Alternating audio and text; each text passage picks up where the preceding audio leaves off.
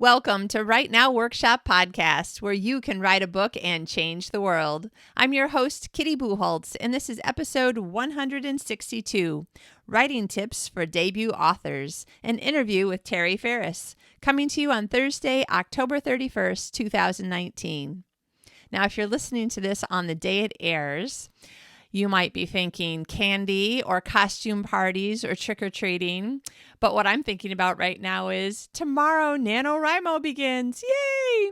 National Novel Writing Month. If you don't know much about it, you can go to nanowrimo.org, which you might not know how to spell. It's basically the first couple of letters of each of the words for National Novel Writing Month. And if you just Google that, then you can get to their website. And when you see the one that says nanowrimo.org, you'll be like, yep, that's the one. So I just got back from a weekend in Paris where I got to see our really good friends from Australia. Yeah, I'm from the United States, living in Sweden, flew to Paris to see our friends from Australia where they were vacationing. It's a small world, isn't it? Anyway, we had a fantastic time. I saw this amazing little girl that I haven't seen since she was about 2, and I loved her then, and I love her now. And I got to finally meet her 5-year-old sister, and oh my goodness, we had so much fun, and we ate so much, and we talked so much, and we laughed so much. And after the girls were busy doing other things, we drank a lot too, French wine. It was quite delicious. So we had a very relaxing, fun weekend, feeling loved and loving our friends, and it was fabulous. I love times like that when you can just spend with people that you're so comfortable with and you have such a history with, you know? In fact, I love writing about people like that too, which is part of what I'm going to be working on during NaNoWriMo. So our friends went home early Monday morning, but our flight wasn't until much later Monday night. So John and I walked around Paris and we ate things and we looked at things and we people watched and we took pictures and bought things and ate more things. It was so fun and so relaxing. And we spent a good part of our walking around. In fact, I think we were actually in the big open space that is the Louvre, like not inside the building. Of course, I wanted to go in again, but the day is just not long enough to do every single thing. So we just decided that we wanted to walk around the garden area again. And so we were talking about, what are our writing goals for this next month and for the next year, and how are we going to accomplish them? What are we going to do to become better writers every year and get more writing done, but more quality writing done? I love walking and talking and having these conversations. It happens probably once or twice a year, and it's one of my favorite times.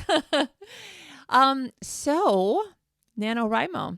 Don't feel like you have to either do this thing the way that it was organized, which was to write 50,000 words in 1 month, which comes out to just under 1,700 words a day, or if you don't work on weekends, a little closer to 2,000 words a day. John's going to be editing, I think, you know what? Nope, we changed that when we were walking around. He is going to harness the energy of, a few 100,000 people around the planet all writing at the same time, and he is going to write something new. He already has some novellas that he had in mind anyway. They've pretty much been all plotted out for a while. He just hasn't had the time to write them yet. And what he's supposed to be doing is editing, but he's like, no, I'm going to use all of the positive energy and, go, go, go of Nano to get some more writing done. And then this whole next year is probably going to be doing a ton of editing. He has so many first drafts because it's his favorite part. His favorite part is writing the story. He doesn't really like editing that much. But just because other people are doing a whole lot of first draft writing doesn't mean you do. I've many times used the energy of all these people and all this hurrying and all of just the positive energy. I love it. to do editing, because editing was the thing that I really had to do. So, do it however you want to do it, or don't do it at all. But I have to say that if you go sign up and you make some friends and then follow each other and see what everybody else's word count is, there have been many, many times when at the end of a day, I was like, okay, that's enough. I'm done for today. And then I'll go look at my friends' word counts. And if they're within 500 words over mine, I'm like, okay, I could write 600 more words. So there's, friendly competition that keeps you going, stuff like that. It's kind of awesome, basically. And of course, if you do manage to get 50,000 new words written and you send it into the little word checker thing, and then you get the certificate thing, it's all digital, but it's also all free, so I'll keep that in mind too. Though, of course, it does have a lot of costs involved, and they would love it if everybody donated $10 for the month, which I think is ridiculously reasonable for the amount of things that you get out of it. You get a weekly email from, some famous author giving you a pep talk, and there's just a lot of really great positive energy going. So if you haven't done it, or you haven't done it for a while, and I don't do it every year either, give it some thought, because I like anything that will give me more positive energy to get more writing done faster. And then I just have to balance off like the quality of the writing against the speed, and that's an individual decision for everybody. So I'll leave that up to your own thoughts and how you prefer to do your writing. I will say that the first year, was it the first year? I think it was the first or second year that I did it. I was listening to other people say, just write anything, even like just keep your fingers moving. And even if you're typing, I don't really know what to say next, and I'm not sure what happens next, but I'm still typing. And I found that the most difficult manuscript to clean up of anything that I've ever written. So I will not be doing that again, even if it means that I'm not writing 50,000 words, because the junk stuff was just too difficult for me to be to continue to have positive energy when I went back later to edit that. So anyway, find your own way, or don't do it at all if it's too much pressure, but don't think of it as pressure. Think of it as fun and positive energy. And if you're on there, you can friend me if you want. I can't remember if it's just as easy as searching for a name and clicking add as buddy or something like that. But because they every year they improve the website and little things change just a little bit. So anyway, I'm on there as Kitty Bucholtz, so you can come find me or check out, see how I'm doing. Oh, now I'm nervous because now I just told you to go check it out. But there's also a lot of gamification, which is to say that like after a certain number of days of writing in a row, you get a little badge that says you wrote this many days in a row. And after a certain word count, you get a badge. And there's a lot of badges you can earn very quickly to keep your momentum up in the very beginning. And then it takes a little longer, between badges, which is good because, by then you've really kind of gotten into it. So anyway, lots to talk about Nano because it happens tomorrow and I'm excited. A lot of people are excited. I hope you're excited. Whether you're doing it or not, I hope that you are excited about your writing, excited about where you're going with it and what you're doing with it, and sitting down and getting some words in today, or some plotting or some brainstorming in today. In the meantime, we have a great interview with Tari Faris, and she is a debut author who's been writing for 10 years. So she has spent a lot of time improving her writing, improving it some more, and then got an agent, got a book deal, a book came out, yay! So she's got some tips too on what she did and how things worked for her. So I hope that you find that encouraging and motivational, and she's just plain fun. So I think you'll really enjoy the interview. Meanwhile, I will keep on doing the weekly podcast and writing 50,000 words in November. So we will see you next week, and we can talk about word counts if you want. All right, have an excellent day. Happy writing, and here's Tari. Today's guest is Tari Faris. Tari has been writing fiction for more than 10 years. A member of American Christian Fiction Writers and My Book Therapy, she works for My Book Therapy and writes for the LearnHowToWriteANovel.com website. and is also a 2017 Genesis Award winner. She has an MDiv from Asbury Theological Seminary and lives in the Phoenix, Arizona area with her husband and their 3 children. Although she lives in the Southwest now, she lived in a small town in Michigan for 25 years. Welcome, Tari. Hi, thank you so much for having me today. Absolutely. First of all, when I opened up your book and in the very first paragraph, it said something about February in Michigan, I was like, oh, I already love this book because I'm from Michigan too. That's awesome. What part of Michigan are you from?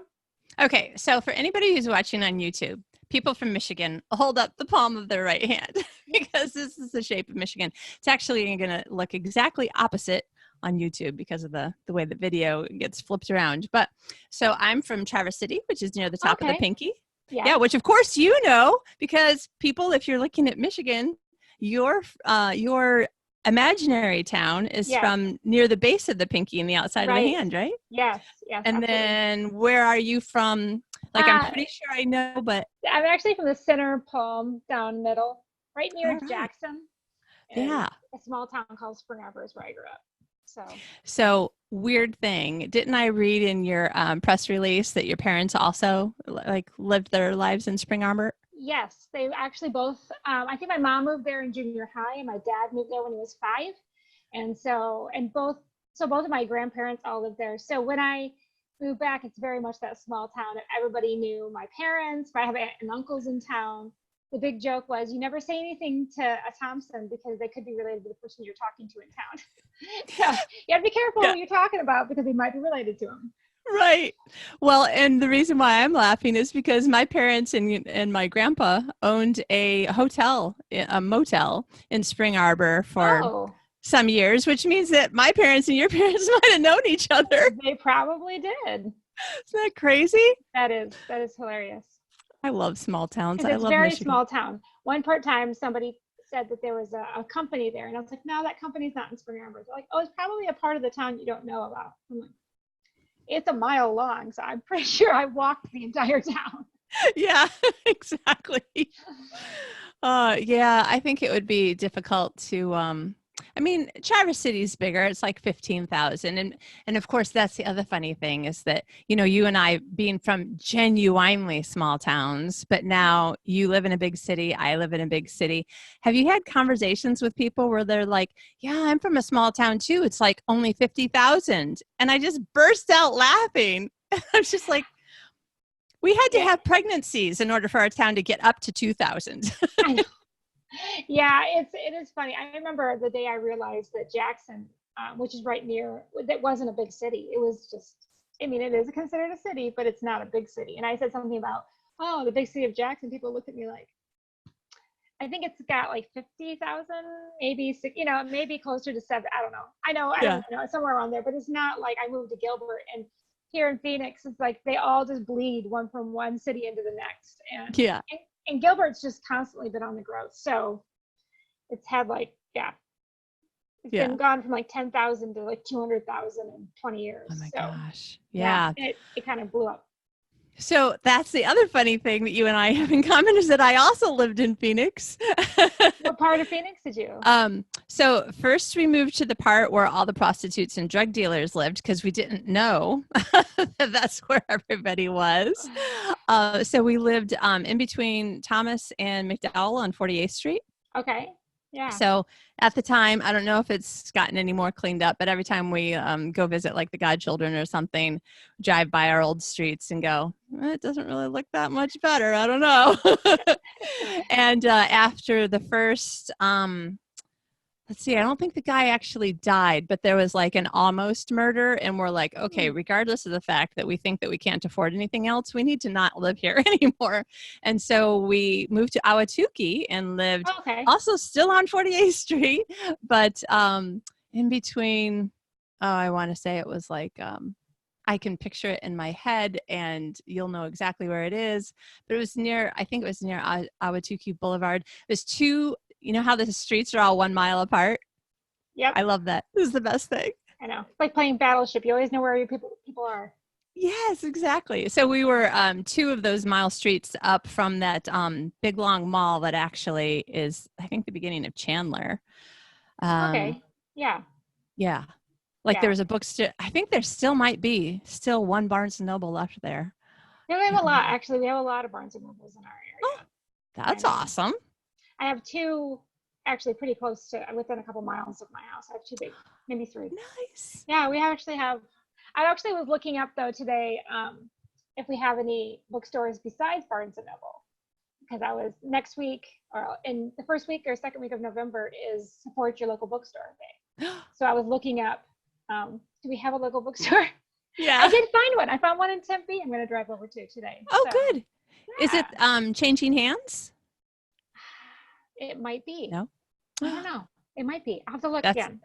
I hope that's still there. I hope that one hasn't died because that was a great, like small but big, independent bookstore. Okay. I love I'll have to look. independent bookstores too. Okay, so for all of the audience who is not at all interested in things about Michigan or Phoenix, why don't we talk about things that people will be interested in? So your very first novel has come out just in September called You Belong to Me, and it's the first book in a series, right? It is. It is. This is going to be, they're all standalones, so each story is complete in its own.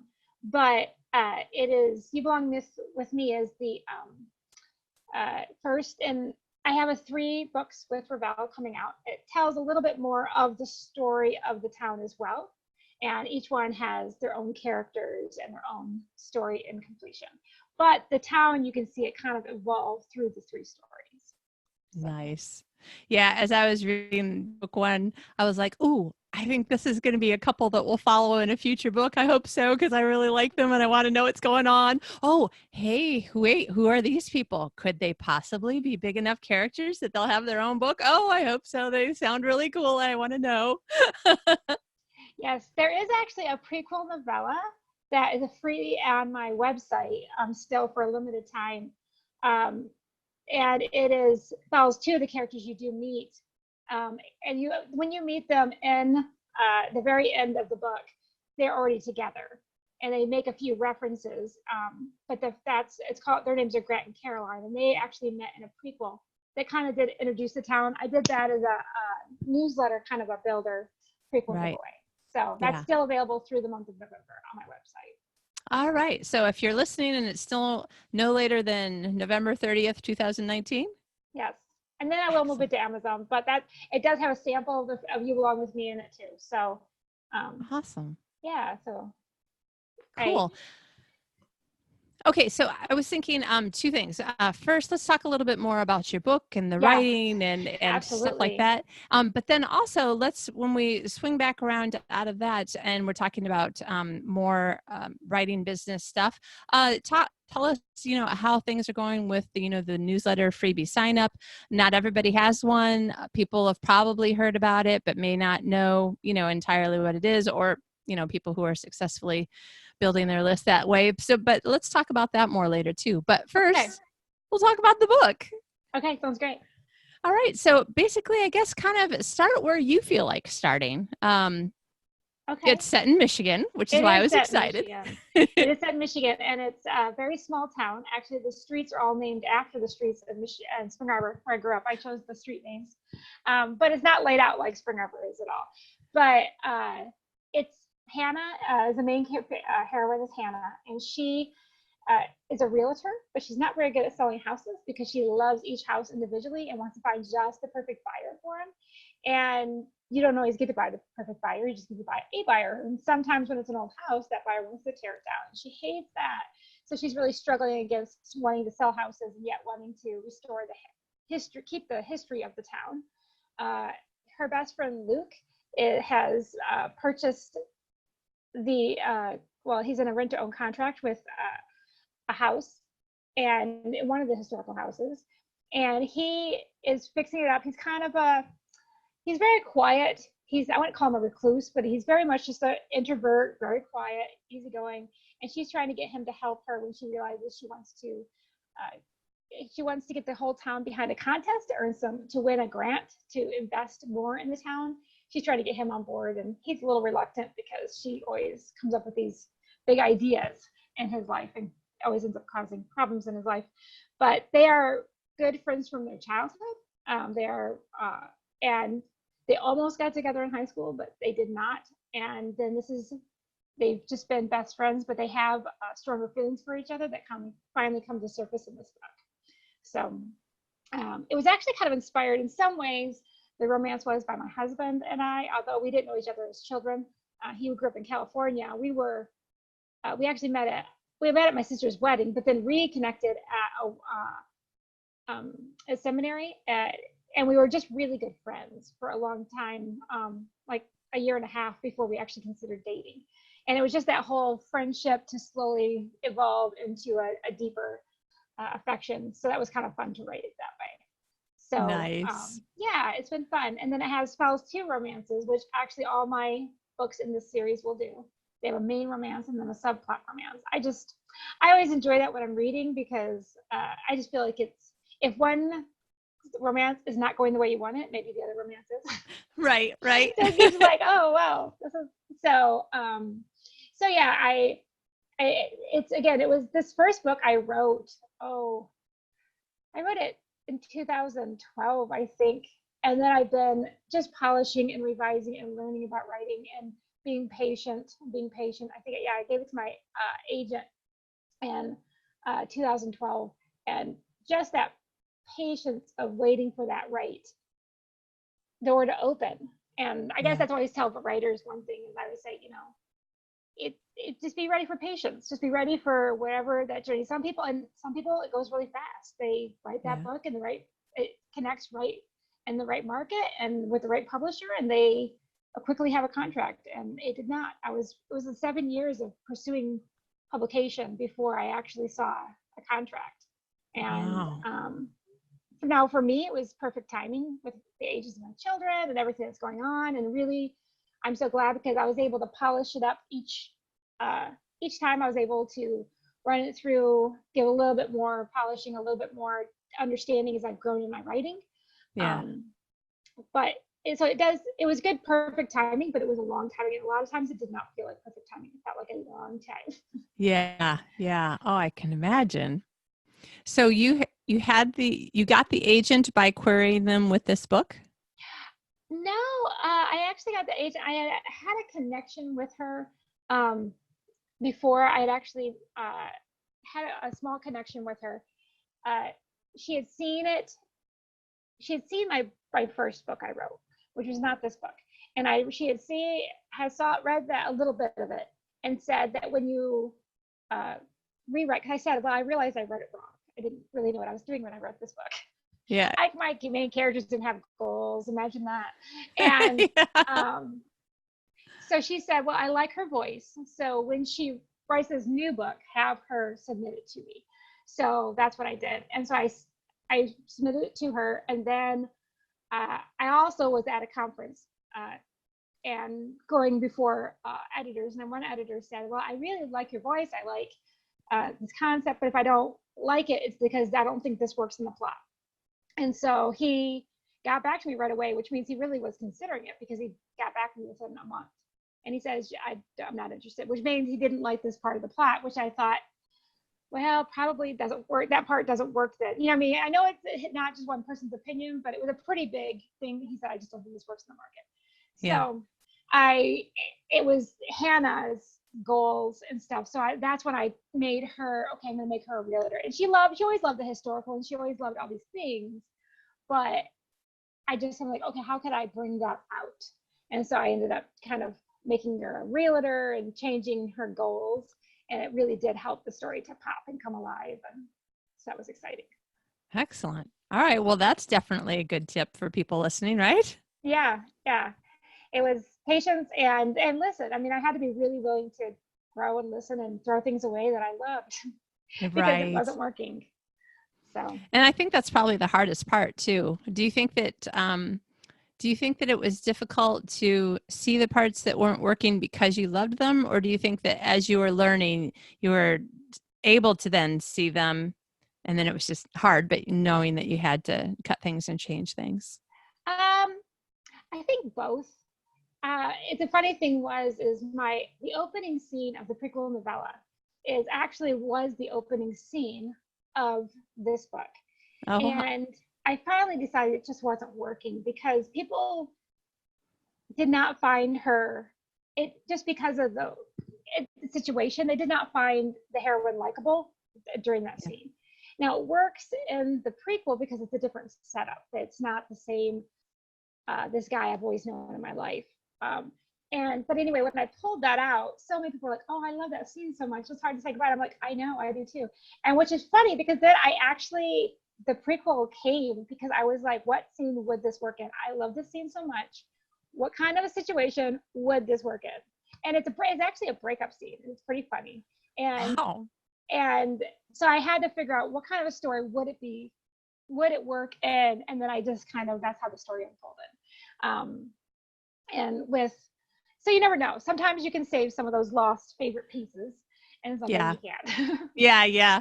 It's funny because the scene that I finally decided that had to come out that used to be the opening of my superhero novel. I write superhero books for women Oh, and romantic awesome. comedies. So that's part of the reason I was reading your books going, oh my gosh, I love this. But yeah, same thing. I was like, all right, this scene doesn't work at all, but I do like it. I wonder what else I could do. And I just made it, yeah, a prequel. That's nice. So, Yep. yeah. So you don't have to waste everything. Sometimes it can just work. Uh, Yeah. and I also wrote, I ended up having to write Hannah and Luke's backstory, like what really happened in high school, because it just seemed so vague. And I don't, so I just wrote the whole story out and one time, and it's not long at all. It's like 5 chapters. And I sent it to my critique partner, and she was like, I love this. And so I think I will probably, after I'm done with the prequel, I'll probably put it on my website as just a freebie. If you guys want to see their high school, it's not like super it's not, I always warn people though, it's not a happy story because they get their happily ever after and you belong with me. If it Yeah. was happy, we wouldn't need this book. That's right. So, Oh, that's awesome. And that's another great tip for people too. Like I have a file that's the things I've cut, but I just don't hit the delete button because you right. never know if something is going to be a long section. You may have readers later who are like, "Yes, I got to read this other thing on the website even though it was, I mean, I'm one of those people who watches the bloopers and the gag reels in particular, Yeah. but also Hmm. cut scenes and stuff on DVDs. Yeah. Yep. People like it. Yeah, they do. So yeah, I've tried to pull some of those that I'm like, oh, this is a good scene, but it just doesn't work. So I'll Yeah. pull this off. Or yeah, it's always good to nothing wasted. Nice. So, so did you say 7 years?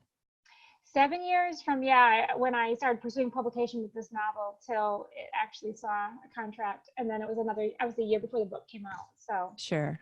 Right, right. Okay, so help our listeners to know, like, what did you do that you think is good advice? What did you do that you're like, don't do this, don't copy what I did here? Like, what sorts of things might you be able to encourage people with this possibly long journey? yeah, one is to really find a community of learning. For me, and I ended up getting involved with my book therapy to the point that now I work for them. But I love it because I feel like the way Susan May Warren teaches is so hands-on. It's so um, like her books on writing were the first ones that I could just fly through. It made so much sense to me. She uses a lot of movies to explain points. And I tried to read several writing novels before that, and I'd get partway into them and be like, oh, this is so dry. I can't, like, but hers, I just flew through, and I loved. I mean, they're all marked. Mine are still. I have them. They're all tattered and marked up and highlighted, and because I felt like they're the first ones that really connected with me, and I still go through them. The other day, I'm working on book 2 right now, and I felt like there's something missing in the romance, and so I like flipped through her How to Write a Brilliant Romance, and I'm like flipping through it, and I'm like looking at some of my notes, like, oh, I think that's it, and so it's just so hands-on, practical. And she also had my book therapy has a online community that meets once a week on Thursday night pep talks. Those were huge for me because on Thursday nights I log in, and even if it wasn't necessarily applying to what I was writing at that point, it always sparked ideas in my writing, and it always was like almost that accountability. Even though no one's like, hey, did you write this week? It was like, see, I'm getting writing done. Hey, look, I'm going to spend this time with writers, and just doing so kind of kept me moving forward. Plus, there's things I realized I need to add in like, oh, one of them was the Pillars.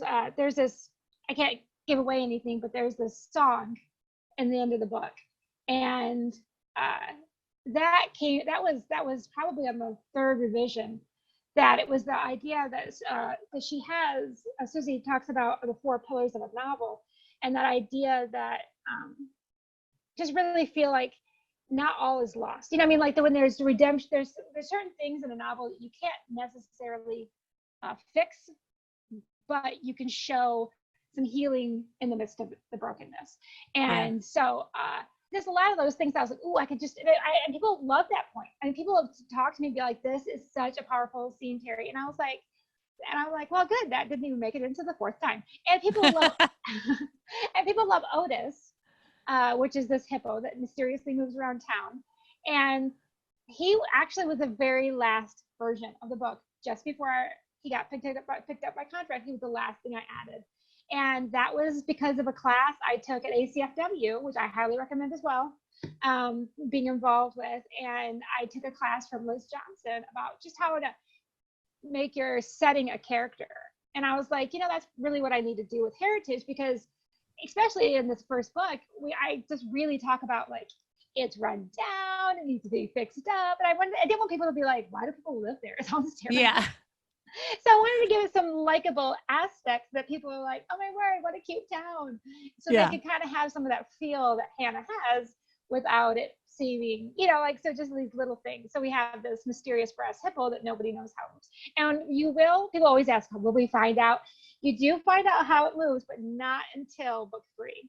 Nice. And there is a hint in book 1 and a hint in book 2, but they're very vague hints. And so you'll get but they will explain everything in book 3. So, and Nice. Only one person knows. People say, who knows? My writing partner, who we've been writing buddies for years, and she knows, because she helped me brainstorm about how to make it work. And nice. But she's the other one. It's so funny. My kids are like, Mom, you got to tell us. I'm like, nope, not telling anyone. Nice. How old are your kids? Are they old enough to read your books? Yeah. Well, my 15-year-old son is, but he has no interest in reading them. But I have a 12-year-old daughter, and she's just getting into that, reading more grown-up books, and I feel like they're obviously clean, so I'm like, she enjoys them. And then my son, who's 10, wants to know, but he doesn't want to read the book. Yeah. And just tell me, Mom. Just tell me, Mom. I don't really want to read the book. But actually, my daughter and my daughter, the names come from my daughter and my nieces, because my niece Hannah, a few years ago when I was writing a book, my first book before, she said, why doesn't Terry name any of her characters Hannah? And I said, how about this? Next time I write a book, I'll name her Hannah. Well, that ended up being the first version of You Belong With Me. And her best friend at the time was Janie. So that's where I get Janie from. And then the second book is my niece Libby. Her name is the main character. And then her best friend is a subplot, which growing up, one of her good friends was named Olivia. So that's how Olivia gets the subplot. And then the third book is my niece Leah. And Leah, one of her good friends is, well, I can't tell you who the subplot is yet. Well, right, yeah. Because it gives a little bit away. So, yeah. But yes, Fun. Leah will come back. Nice. Oh, that's just got to make the kids in your life like so excited. Yes, and my daughter Danielle and my niece Ellie do get books, but they're novellas that are going to come between books. Nice. So, Danielle's book will come between book 2 and 3, and then Ellie, I'm hoping, will be at the end, kind of an ending novella. And very cool. Yeah. All right. Well, that's a good segue into the business side of things. So let's talk a little bit about the novellas in between. How are they being published? What was your decision? I mean, I'm pretty sure I know the answer to the why are you doing it, but and also, then we'll segue into the newsletter and why you give a piece away and how you think that's been working for you, particularly as an author that even though you've been writing for a long time, this is actually your first published novel. So why don't we talk about that a little bit? Yeah, absolutely. I came up, first had the idea, my agent threw out the idea to me about having a prequel novella years ago. when I first gave it to her, and I was thinking, oh, I don't know, because all the story starts with Hannah, so I can't imagine what I would possibly do. And so I just kind of was like, oh, okay, I'll think about it. Well, then when I was writing my first version of the second book, which is what I've been trying to finish right now, it also these characters appeared, and I'm like, oh, that'd make a great first story. And so I said, okay, I'm going to do that. I'm going to take it and do it a prequel novella. And I ended up doing that. Now, when I pitched it, the series, I did pitch it with the prequel novella. And I said, I gave them this option. When they went to the contract, I said, do you want this? And they said, no. And then I had my agent really push to be able to have 2 novellas written into the contract. So basically, a lot of times they'll say, you can't write anything while you're under contract with us until you've fulfilled your contract. Right. So I had 2 novellas written into the contracts that I could release independently, novella length, 60,000 words or less. And so that 60,000, that's very generous word count. Yeah, I think it's under short novel. I think it's anything short novel and below. And so mine, I think the novella I've been giving away is 45,000. So it's a hefty novella. But so I did that, and they were excited to kind of see what I could do with it. They said it's just not there, and they weren't against it. They were actually excited. They just didn't want to. They just said that's not really where they go, but they thought I could do a lot with it. And I actually have been able to. I've had over 1,200 signups, and I have a couple more pushes I'm going to do before I pull it down, and at the end of November. And this is just allowed really to get a lot of audience that wouldn't necessarily want to take a chance on a new author.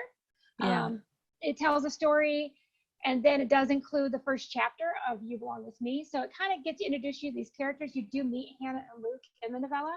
You also meet Olivia. Actually, you see Olivia and Nate in a tiny bit of what's been going on. You see their first interaction, because you have, like, in this book, you're like, what is up with those 2? Right. And obviously, you get a lot of answers in book 2, but you see that their first couple interactions happen in the novella. You see, let's see, who else do you meet? You do actually meet the heroine from book 3 in the novella. Right. And so she ends up leaving town at the end of it, but she will come back, obviously, for the 3rd book. And so it just allowed me to kind of introduce the town, introduce these friends, and people just really did respond to it well. I've had a lot of positive, and I think that's a big thing is people have to, when you're considering doing this, is I did give it my best. I put as much effort into it as I would a full novel, and I put as much effort into it as I would something that was going to go under contract. I paid to have it professionally edited, and I just put a lot of effort into that to make it. I wanted people to get the best representation of my writing, and I didn't want to give them because I have read prequel novellas before, or a novella by an author that I was like, oh, I'll try this author out, and I get something free, and it's not. It may have not been their best work, but it kind of soured me, because I was like, well, this is okay, but I'm not necessarily going to go on and pay for something. Now, so I just wanted to make sure if I gave them something, I wanted to be a representation of my writing, so that they would say, oh, especially being, and it's different for different authors. If you have an audience of 30,000 who are used to yours, and you just try to get more email signups, so they already know you're writing, that's different. Me, I was a nobody. They have no idea my writing, so I need to make that splash as big as I can, and say, hey, I'd like to introduce myself. This is how I write, and are you interested? And so, but again, my publisher was great with me. I asked them if I could include the whole first chapter in the back of the book. Absolutely. So I have moved it over to Amazon, but it's still free at my website. I mainly did that because I was having people put up some reviews who have read it, so that when I finally move it solely on Amazon, it already has some reviews. It already has some momentum. And because eventually I'll probably move it to Kindle Unlimited, which gives it a little bit more of a reach. Again, I'm hoping to reach a different audience that I've reached up to that point. And I Yeah. think that's my goal with this first book, is just to continue to use it to reach further and different audiences, so that they can then point to my full novel. So, Nice. yeah. Now, as someone who writes and reads romantic comedy, the way that I want to describe your book is romantic comedy. I'm sure that probably that's not the way that Revell necessarily advertises it, but what do you call it?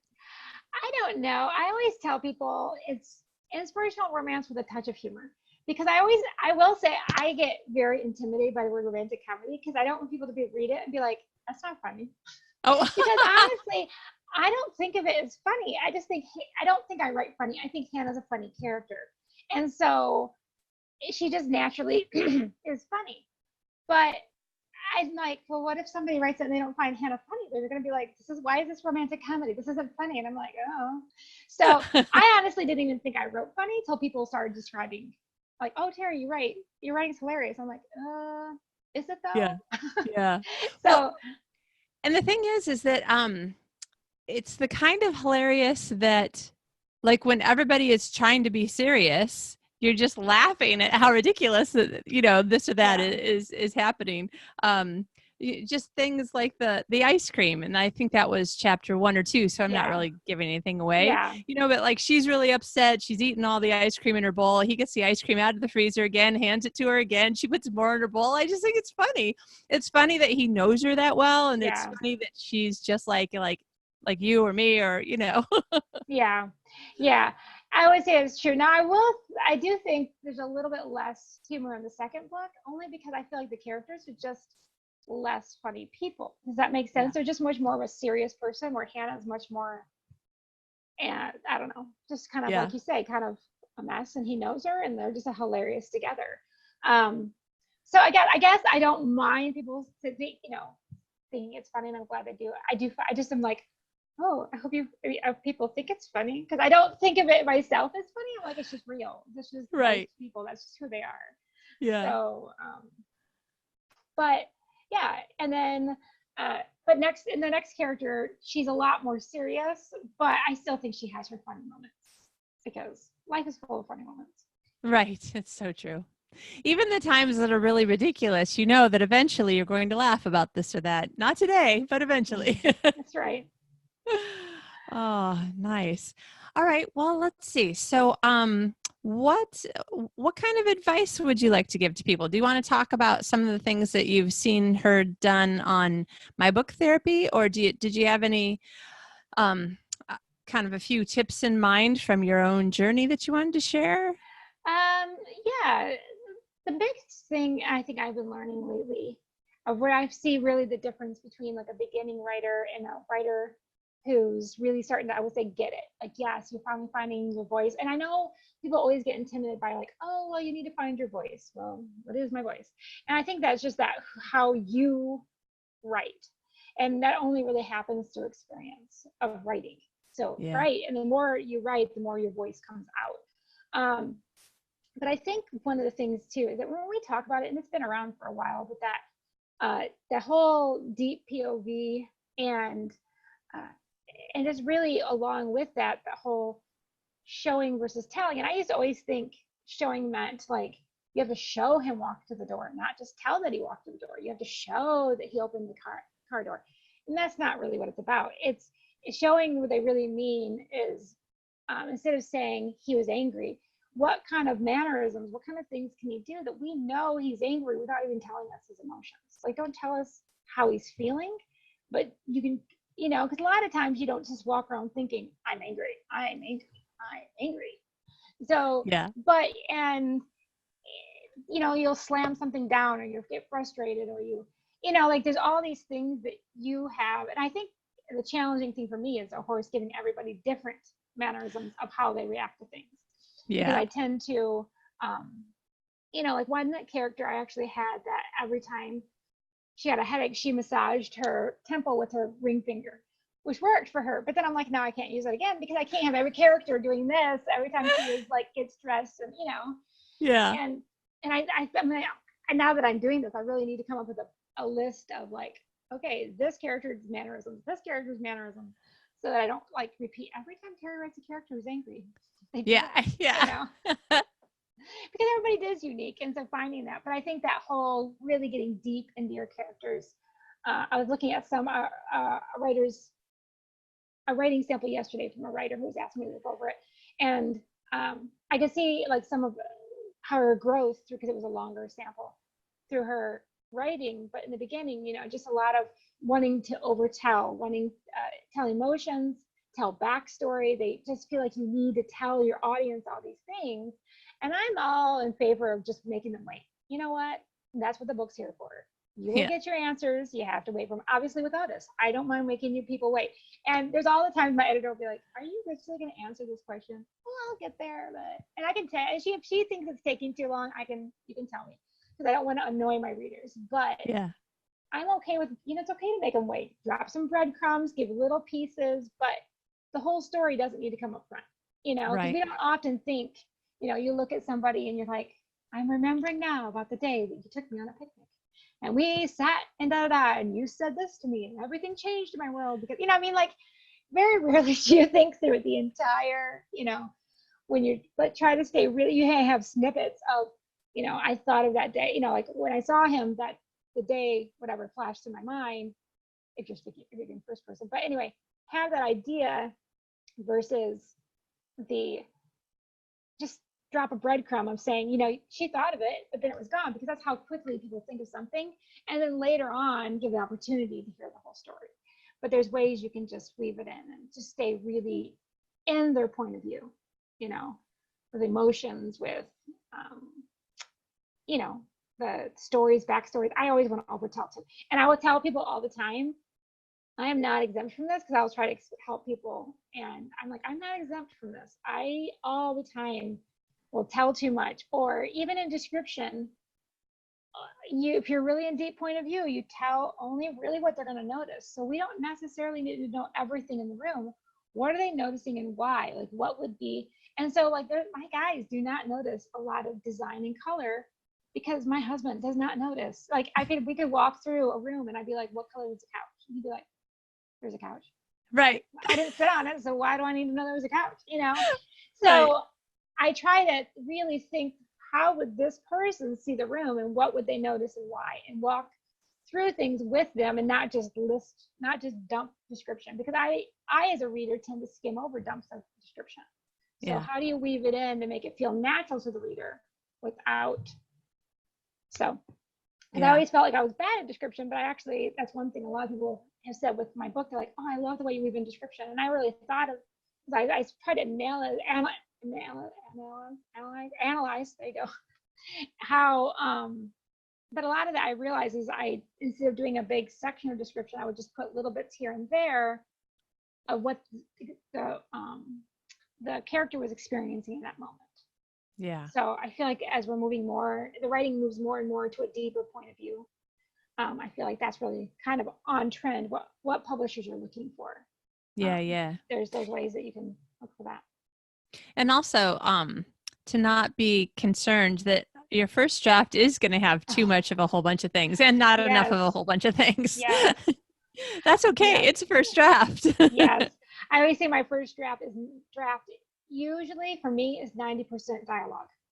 In fact, because I guess that's how I see the scene, and everybody sees it differently. But for me, I'm walking into a conversation and I feel like I'm just writing down everything I'm hearing. Then I have to step back and be like, read the conversation. Now I can look around the room now that I know what's being said and what's actually happening. What are they doing? How are they acting? What's going on? Once in a while, I'll have mannerisms right up front that I know, but a lot of times they all get added in later as I step back and I feel like, now I'm going to watch the movie. I listen to it, now I'm going to watch it. And that's just, everybody has their own way of writing. And that's just kind of how I end up writing layers. However, I was working on one of my edits yesterday and I was not careful enough. And I realized something I submitted, and then I got back from my editor actually had the words, Olivia does something. Oh. And I had it in parentheses because I wanted to give her an action, but I was just doing the dialogue and I was like, oops. Forgot to change that one. Yeah. And that's why we're all really glad that we have editors. That's right. Oh my gosh. As an aside, I was listening to, I don't know if you read urban fantasy, but Jim Butcher's Harry Dresden books, the Dresden Files, my all-time favorite series ever. There's like 17 books in the series right now. And so I've read them, and I'm listening to the audiobooks as well, just because it's really fun. And the actor who does the narrating is just a brilliant audiobook narrator. He's from Buffy. Did you watch Buffy? I saw episodes, but I didn't see all of it. Yeah, James Marsden. So anyway, he's really, really good at, particularly at narrating these books. I have no idea what else he does, but he's brilliant. And John and I were listening to book 4. I remember exactly, in the car, and then this really weird thing and we just looked at each other, because you're like, is that really? For some reason, it just sounds funny, and then, because we looked at each other, we're like, should we just rewind that a little bit? And we realized that what we had listened to was he said the line, and then he realized that he had said something wrong, and then he swore, and then he kind of said it again the proper way. But it actually sounds like the book, the way he did it. And we're like, oh my gosh, that was like a total blooper that nobody caught, because it just sounds in character. So funny. It was great. And then we got to meet the author and say, so in audiobook 4, this happens. And he thought it was pretty funny too. So that's really funny.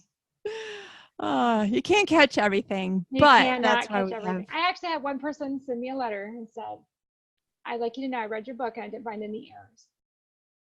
Okay. Well, thank you. Did you like the book? Yeah. So, that's funny. Yeah. Nice. So what about series? Like, what are your thoughts on writing a series, and like any tips now that you're, well into book 2? What are the frustrations that you're finding that are unexpected, or the things that are going better than expected? One thing that's going, like I said, one thing that's actually surprising to me, I should say. I love the series. I love connecting characters. I love being able to weave them in and out. The thing that I find the most difficult is because the way I did it, I explained, I have a main plot, which is 2 characters, and a subplot, which is 2 separate characters for a separate romance, which is great, but it means you go through twice the characters twice as fast. Yeah. So people were like, oh, would you consider doing another heritage book? Soon. And I was like, I might come back to heritage, but I pretty much used all the 20s in the town. Yeah. So I've got those 6 characters. So that's let's see, 4 times 3 is 12. So I've used 12 people. And then I have the prequel novella is 2 more. And then I'm going to have another novella is 2 more. So we're up to 16. And then at the end, if I do a novella at the end to kind of wrap some things, I'm like, what, 16, 18 people 18. that are all the same age in a small town? How many of them can you have? I'm like, I kind of need some time to pass to have people grow up. Yeah. And I've used all the people. Like, I don't have any more people to use. Yeah, exactly. So, it's really kind of funny, because I'm like, maybe I'll come back to heritage in a few years after some of the people who are described as younger can then grow up and have their story. But right now, I need to get out of town. There's nobody left. Yeah. So that was a surprise. Like, it's something I totally did not anticipate when I started this, like how quickly I would eat through characters this way. Yeah. But I guess one thing I love about writing a series is, for me, I liked the overall story of the town, really, almost like the town's a character, and the town kind of almost has its own character arc through the series. And as I was thinking through that, it really made me think, like, what do I need to do in the town in book 3? That would really, if you're looking at the town itself as a character, okay, what can happen in book 3, and that would, be big. So yeah. like a fire. I'm like, I can't do that again. So, yeah. So things like, so then it's just very interesting how the town itself has become a character. And I enjoy that. I thought about some other series and how I can do that, where even though you have individual standalone characters, there's something bigger going on that connects them more than just they know each other. I love how there's something bigger going on that connects them together. And each story is telling a piece of a bigger story. Right. And then you said you'll have one character who left town and then comes back in book 3. So at least that you can add a little bit of blood Yes. just from having people move there or That is a challenge. Everybody from book 3 has been away from town for a while. You see, you meet one of them in the prequel and you meet one of them in book 1, but they're gone through all of book 2 and in book 3. So that has been a challenge for me because I'm like, how do I introduce them when we've only heard about them? We don't really know these characters. And they're all people who, for example, the main hero in book 3, I can tell you is, it's Leah who left in the prequel, but the main hero is John, who is mentioned a few times, is one of Luke's best friends from growing up. But he is actually the Kensington heir. It's not his belong. It doesn't belong to Dale Kensington. It belongs. George Kensington owned it all, and it's his son and inherits it all. But he's been in Europe playing basketball, so he's coming home and so he's been gone through literally all the books, and now he's coming home to try to. And I'm trying to figure out. I don't know how else to. Maybe he could come in book 2, but I don't think that's really possible. Yeah. So. Well, sometimes I think that the fact that we live in the 21st century and when we write contemporary books makes things easier and harder. If we don't want somebody to know something, it's just about impossible to figure out a way to do it. It's not impossible, but it feels impossible. But when we do want somebody to know something, it's like, well, that's easy. There's email and social media and Skype and texting and. Yeah, it's really funny how a couple times when I first wrote the prequel and I was having these characters and I was like, the problem is like Leah and Caroline are Caroline's the main character of the prequel. When I was writing it, I'm like, but Leah and Caroline don't exist in book 1. So how am I possibly going to make this work? Because you can't just have these people not talk, there's such a key role in this and then also they're just gone. And so that's why I ended up working that, they end up both moving away. And then Leah ends up with book 3 moving back. But it's just kind of funny because I'm like, the town is already here and they're not there. So yeah, but I've had that a couple of times where I was like, well, they would know that that's not going to work, or they would know. How am I possibly going to have them convey this, not know this? Or it gets a little tricky. With all the technology that's out there today, but. Okay, so let's see. We've talked a little bit about business series, reminding people that the Prequel Novella is still available on your website through November 30th. Awesome. And book 2, do you have a date for it yet, a release date? Yes, September 2020. So, and then book 3 is September 2021. So it's every September they'll come out. So yeah, it's really kind of exciting. I'm right now in the midst of my edits of the first round of edits. So I'm still piecing the big pieces of the story together, making sure it all fits. But that's been exciting. And it's actually exciting and intimidating when people are like, oh, I can't wait for the second book. And I'm like, oh, I hope I do a good job. Yeah. We had 7 years on the last one and now not 7 years. So I was just going to ask you if that has been something that has been, I don't know, I'm sure that it's at least a little bit difficult, but I don't know. I guess I was just wondering, like, how does it feel to go from, I took 7 years on this one, but I've got to finish the next one in this amount of time? Yeah, I will say I've had my moments of, I can't do this is hard. And also was hard is I was looking at the end result after many editors had You Belong With Me, right? So then I'm looking at Until I Met You. That's the new series. That's a new title, Until I Met You. So I'm looking at this one at its early stages, and I'm like, this is terrible. This is just terrible. This book's terrible. No one's going to like it. And so my husband was the other day, I had worked on it some more and gave it to him. He's like, I don't know why you're saying that. I feel like this is better than You Belong With Me was in the beginning. I'm like, but I don't remember the beginning. I remember the final edited version. That's what I remember. Right. And so it is something to remember that even,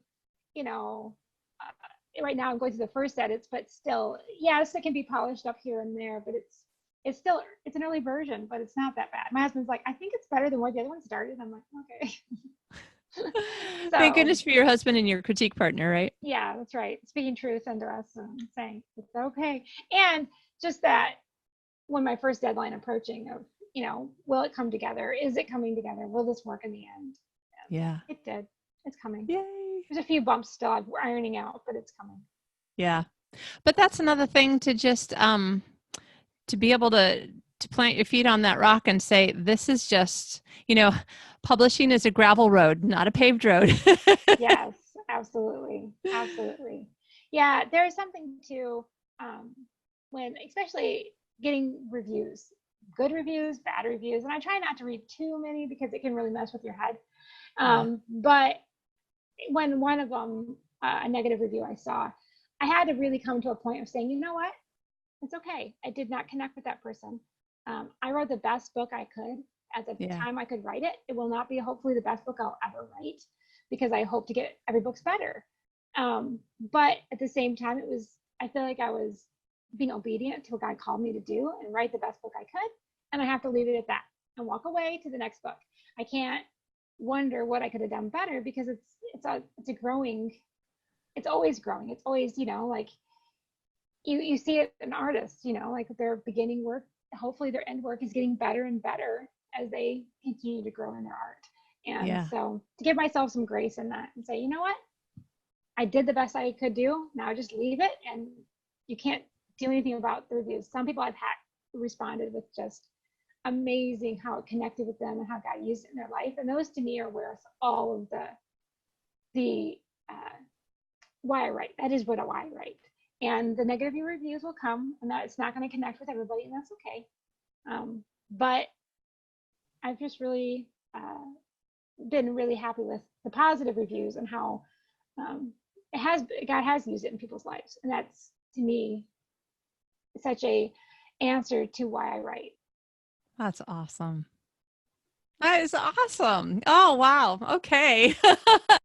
I love having things in every episode that are encouraging and motivating and inspiring. And I just think that like we could just wrap up the whole interview with that nugget and be like, yeah, that's it. Why do you write? And I'm finding moments that I've succeeded in the why, and that's good. Mm-hmm. That's really nice. Good. Awesome. Well, listen, I think that everybody who likes romance, sweet romance, who likes romance, it has a little bit of humor. I'm going to be careful not to say romantic comedy because I don't want to put too much pressure on you, but I think that they should go read your book because I am really enjoying it. I haven't been able to finish it yet, but I will always remember it as the book that I started reading when I was in Paris. So well, I just am glad to know my book has traveled farther than I have. I want to go to Paris. So I know, right? Get to go to Paris. Yeah. And it's so funny because, it's a 2-hour flight from here. So from Traverse City, a 2-hour flight is like, well, Detroit's an hour from Traverse City on the plane. So what would it be? Like past Ohio, maybe Louisville, Kentucky or something. Right. So on the one hand, it's like not that far. On the other hand, even when I'm sitting there, like eating a croissant in Paris, I'm like, I'm eating a croissant in Paris. It's so weird. Just jump over to Paris. That's right. That's right. Maybe I'll write. But the thing is that all of my books are also set in Michigan. So it's just funny because like going to another country or a beautiful city or something, the only thing that it does for me is think, oh, what other kinds of people might come to my little town in Michigan, That's right. Yeah. Awesome. And do you think that you'll always write in Michigan? I've been wanting to ask you that question. I just forgot. Probably, I don't know. I'm throwing out different ideas. I actually would love to, my next series be in a different part of the country. I don't know what part of the country yet. Not necessarily where you live now. I don't know. I have a hard time. I like the small town atmosphere, and that's not here. Yeah. And really, in Arizona, there are small towns, but they also are just deserts. So I'm not sure why you want to live out there either. So, like you see these really small towns where there's like no trees. I'm like, oh, honey, at least we don't live there. I don't love the desert, but. So, yeah, like when I visited Tombstone, I'm like, this is super duper cool, but like I wouldn't want to live here. But obviously, I mean, people do. So there must be somebody, and So I don't want to Right. offend anyone else, but yeah. Everybody has their area, and I do. I miss the big trees. I miss the green. So I think going Yeah. any more desert would just do me in. But I thought about like the northwest. I would like kind of in my mind where I would like the next series. I would like to have just something different and farther, and then like they maybe even have I don't know. I have an idea to actually take a character from Heritage and then move them that direction. Oh, I So even like though it. they're not the same series or not, but that they have this connection that Yeah. so I kind of thought about that. So I wanted it far enough away that it's not like they just kind of walked over from the next town. Yeah. So Yeah. I don't want them always showing up. You know what I mean? Like I mean, yes, I like this connection, but I don't need these characters to keep wandering every 10 minutes into town because I just get it's complicated. It is harder this second book to I can't bring everybody that was in the first book into this book. I can't. Yeah. There's just too many people because I have to introduce new characters, and I can't have a million of the last characters in there. You know what I'm saying? So, and different people know different people. So, for example, Lucy, who's Hannah's aunt, plays a big role in the first book, and we see her in the second book, but just barely because the main character, Libby, would not know her. You know what I mean? Yeah. She knows of her, but she doesn't really have that connection with her. Yeah. So yeah, it's just it's different. You know what I mean? Yeah. That's the challenge is like I can't bring all these people in. See, now I just want to sit here and brainstorm all the different ways. I'm like, oh, but you know, the 2 or 3 times that you've lived in a city and you've run into someone you know, Right. You're like, well, how did that happen? We were at the Copenhagen airport and there was one of our coworkers. We're like, oh, where are you going? Well, where are you going? Yep. You know, or I think this happens to me, not because I'm so cool, but because I have a really unusual name. I'll find out that one of my friends met another of my friends and somehow realized that they both knew the same person, but in some really weird way so because I've had weird experiences, I'm like, oh, let's do a weird experience where like one person moves to Seattle and then something happens and then all the trilogies are tied together. Anyway, I think it's a great idea. I hope you find a way to do it. Yeah, and Susan May Warren has gotten so she does that. A lot of her books are connected now. If you really pay attention to her old ones, like all of a sudden you're like, one time I was reading one of her books or listening to, I don't remember which book it was now, but she went back to her, the Taming Rafe series. I know it's not what it's called, but there's one book called Taming Rafe, but it's a whole series. Well, she went back to the guy, one of the guys we realized is the little kid from that series. He was like 10 or 12 in that series, but it's been years. And now he's grown up and he's like 22. And I'm like, oh, and like he goes home. And so you see these characters and you're like, oh my word, these are the characters we saw. Yeah, yeah. She's so good about doing that. She's brilliant when it comes to that. And I'm like, that's how we do. So I love it. Oh, you have so much fun in front of you. Yes, I'm excited. Awesome. All right. Well, I'll show you my book. This is the cover if you haven't seen it. Oh, if you're not watching on YouTube, that's a beautiful cover. Yes. I actually get compliments all the time, like, oh my word, I just love this cover. And I'm like, thank you. I feel like funny saying thank you though, because I had absolutely nothing to do with it. Yeah. Thank you. Thank you for letting I like it too, because I have no control over what happens. And I just really feel really fortunate. I like my cover. That's awesome. Yeah. And then you kind of started thinking, oh, okay, so the next 2 are going to have that same kind of feel, and it's got kind of a romantic, soft, I don't know, makes me feel happy feel to it just looking at it, you know. Yeah. I'm already curious what the next one's gonna look at. I'm just excited it finally has a title. So oh, good. Excellent. Well, listen, where can readers sorry, I always say that every time and I keep telling myself, listeners, hopefully readers too, where can listeners find you and your books? Yeah, you can always find me at my website, which is tarifaris.com. Now, my name is spelled Tari, Tari, and then it's Faris, Faris, which I know is very unique on both of them. People have a hard time remember that. I always say it's like Tari, like Ontario, and Faris, like Paris with an F. And nice. So that's what, but tarifaris.com. You can find me. It has all the information. It'll say where to buy my book. It has all the links to buy my books different places, depending on where you prefer to buy it. But it's available at all the places that sell books. And you can connect with me on Facebook. I have a Facebook group. Again, I have the newsletter. Right now, if you sign up, you get the free prequel. That is, you can sign up right on the front of my website. And I'm trying to think what else.